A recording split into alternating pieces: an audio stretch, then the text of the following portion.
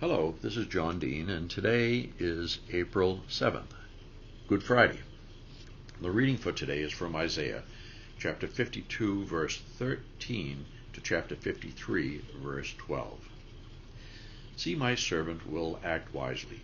He will be raised and lifted up and highly exalted. Just as there were many who were appalled at him, his appearance was so disfigured beyond that of any human being, and his form marred beyond human likeness. So he will startle many nations, and kings will shut their mouths because of him. For what they were not told, they will see, and what they have not heard, they will understand.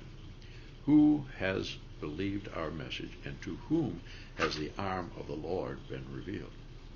He grew up before him like a tender shoot, and like a root out of dry ground.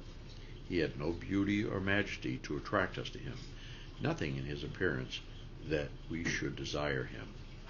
He was despised and rejected by mankind, a man of suffering and familiar with pain. Like one from whom people hide their faces, he was despised, and we held him in low esteem. Surely he took up our pain and bore our sufferings, yet we considered him punished by God, stricken by him and afflicted. But he was pierced for our transgressions. He was crushed for our iniquities. The punishment that brought us peace was on him, and by his wounds we are healed. We are, like sheep, have gone astray. Each of us turned to our own way, and the Lord has laid on him the iniquity of us all. He was oppressed and afflicted, yet he did not open his mouth. He was led like the lamb to the slaughter, and as a sheep before its shearers is silent, so he did not open his mouth. By oppression and judgment he was taken away. Yet who of his generation protested? For he was cut off from the land of the living. For the transgression of my people he was punished. He was assigned a grave with the wicked, and with the rich in his death, though he had done no violence, nor was any deceit in his mouth. Yet it was the Lord's will to crush him and cause him to suffer. And though the Lord makes his life an offering for sin, he will see his offspring and prolong his days, and the will of the Lord will prosper in his land. After he has suffered, he will see the light of life and be satisfied. By his knowledge, my righteous servant will justify many, and he will bear their iniquities.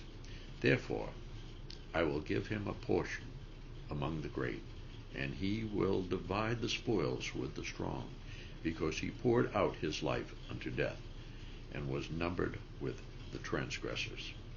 For he bore the sin of many, and made intercession for the transgressors. The author of today's devotional writes, as justice was perverted and Jesus was led away to death, who could have imagined his future? As he was betrayed, convicted, condemned, and abandoned, what hope remained? As the crowd cried out for his death, the soldiers taunted him, and one of his closest friends denied knowing him. Where was God? Where is God when justice is abused and corrupted today? Who can imagine our future as a global community? We chant, no justice, no peace. Is there any hope that either will ever arrive? Maybe for today, it's enough to ask the questions without having the answers. Maybe it's enough to voice our lament, to sit in the ashes of grief, to know our place in the raging river of furious hopelessness. Maybe for today, we can look to the cross and see there every beloved one who has felt forsaken even by God. Maybe it's enough to cry out for a future that we can't imagine. Today we labor amid pain, but the rising will follow. Out of anguish shall come light. In God, life is stronger than death. God, you know our grief. Abide with us for Jesus' sake. Amen.